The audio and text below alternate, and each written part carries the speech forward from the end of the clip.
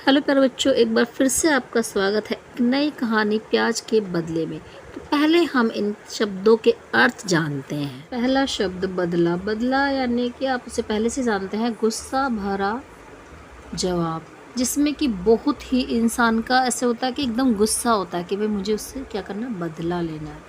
हाँ, सिर्फ शब्द को हम पहले से ही जानते हैं, बस यही कहते हैं ना, बस थोड़ा सा देना, बस यही देना, सिर्फ यही चॉकलेट है, सिर्फ यही कॉपी है, ऐसे बोलते हो ना आप अपने दोस्तों को। घने। घने शब्द को आपने समूह में जाना, ज्यादा यानी कि बहुत ज्यादा, काफी। पड़ोसी। पड़ोसी आप पहले से ही जानते हैं, निकटतम, जो आपके निकट में रहता है। साफ। साफ को भी आप पहले से ही जानते हैं, साफ सुथरा, जो चीज़ आपकी गंदा ना हो। झरनों। झरनों को आप पहले से नहीं जानते थे, पानी का ऊंचाई से गिरना। बहता है, जो बहता हुआ पानी होता है और वो ऊंचाई से गिरता है, उसको हम झरना कहते हैं। रोज़, हर दिन। आदत, नियमित व्यवहार। विनती, प्रार्थना, किसी से आग्रह करना। रुलाना, रुलाने का रोना ही होगा। ठान। ठान यानी कि विचार जो होता है बहुत मजबूत करना होता है, एक मजबूत विचार होता है दृढ़ता के साथ में। बहने, बहने का बहाव होगा या बहना ही हो। चलिए अब हम पढ़ते हैं प्याज की कहानी। कहते हैं कि पहले प्याज केवल जंगलों में ही पाया जाता था। जंगल के घने पेड़ उसके पड़ोसी और साफ हवा उसकी सहेली थी। झरनों में नहाना उसकी रोज की आदत थी। एक दिन जंगल में कुछ लोग आए, उन्होंने पेड़ों को काटा और प्याज को अपने साथ ले गए। प्याज ने रोते हुए उनसे छोड़ने के लिए विनती की, मगर लोगों ने उसकी एक नहीं सुनी। प्याज ने लोगों से बदला लेने और उन्हें रुलाने की ठान ली। उसी दिन से प्याज ने सोच लिया था कि अब जो कोई भी उसे काटेगा, उसकी आंखों से आंसू बहने लगेंगे। ये देखिए बच्चे, ये प्याज है। प्याज को कुछ इंसान जंगल से काट करके लेके जा रहे हैं, तो प्याज उनसे मना कर रही है कि मुझे यहाँ से मत लेके जाओ। उससे बहुत आग्रह करती है कि मुझे यहीं पर छोड़ दो, लेकिन ये इंसान नहीं मानता है और इस प्याज को वो अपने साथ ले आता है। तो प्याज उस दिन से क्या ठान लेती है, मन में एक विचार ठान लेती है कि मैं अब जो भी व्यक्ति मुझे काटेगा उसकी आंखों में आंसू ला दूंगी। यानी कि जो भी मुझे काटेगा अब वो रोएगा, क्योंकि ये मुझे ज़बरदस्ती लेके जा रहा है। भाई प्याज को ज़बरदस्ती लिखी है। ये कहानी हमारी लिखी है शैलेंद्र सिंह ने। और ये कहानी कितने पेज पर है आपकी? ये 72 पेज पर है। तो चलिए बच्चे, अब हम प्याज की कहानी के ऊपर ही इस आधारित प्रश्न उत्तर कर नंबर 1। प्याज की रोज की क्या आदत थी? प्याज को क्या आदत थी? रोज झरनों में प्रतिदिन नहाना प्याज की आदत बन गई थी। प्याज की आदत थी ना। प्रश्न नंबर 2, लोगों ने पेड़ों को क्यों काटा होगा? तो आप सोचिए, लोगों ने पेड़ों को क्यों काटा होगा? उनकी कुछ ज़रूरतें होंगी, उनको पूरा करने के लिए। मैंने उत्तर इस तरीके से लिखा है, लोगों ने अपनी दैनिक आर्थिक व्यावसायिक ज़रूरतों को पूरा करने के लिए पेड़ों को काटा होगा।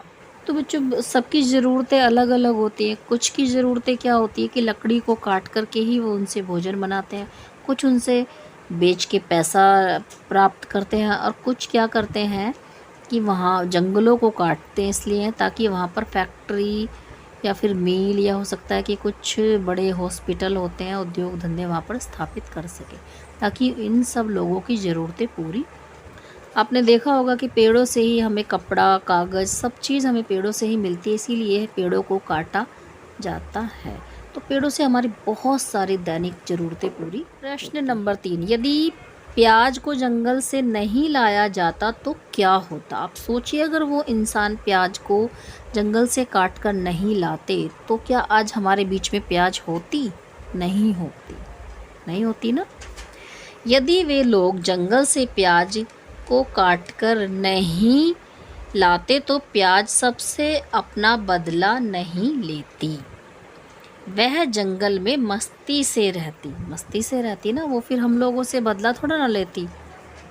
अब बदला क्यों नहीं लेती? क्योंकि हम फिर प्याज को काटते भी नहीं। जब हमारे पास प्याज नहीं होती तो हम अपने खाने में डालते ही नहीं प्याज को। चलिए बच्चे, अब हम प्रश्न नंबर 4, प्याज का इस्तेमाल किन किन कामों में किया जाता है। इस प्रश्न में हमें यही बताना है कि प्याज का आप इस्तेमाल किस किस कार्य में करते हैं, उसका कहाँ कहाँ यूज होता है, वो हमें बताना है।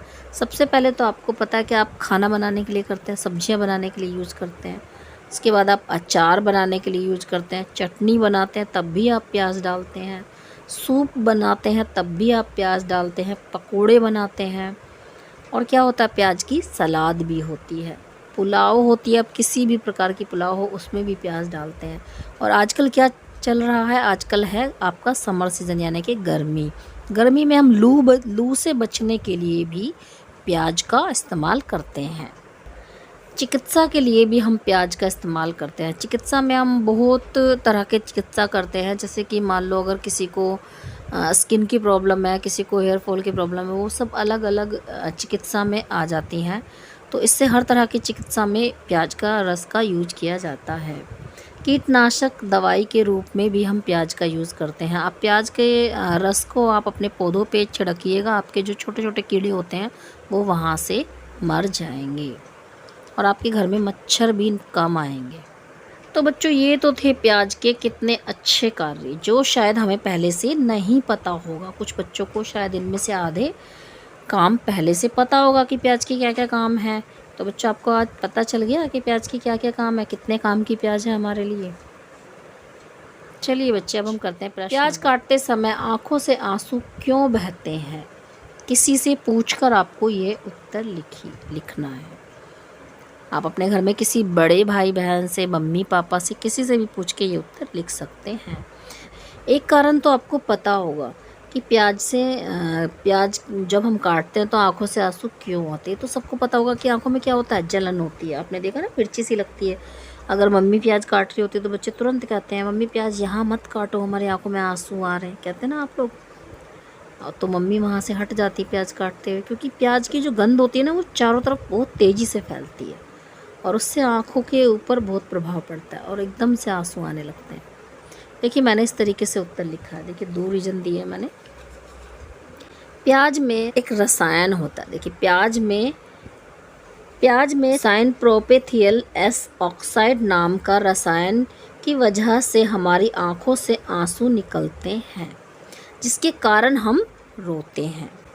नंबर 2, प्याज को काटते समय हमारी आँखों में जलन व मिर्ची लगती है, फलस्वरूप आँखों से आंसू गिरने लगते हैं। आपकी आंखों से आंसू गिरते हैं ना जब हम प्याज काटते हैं, तो जलन होती है उस टाइम पे हमारी आंखों में।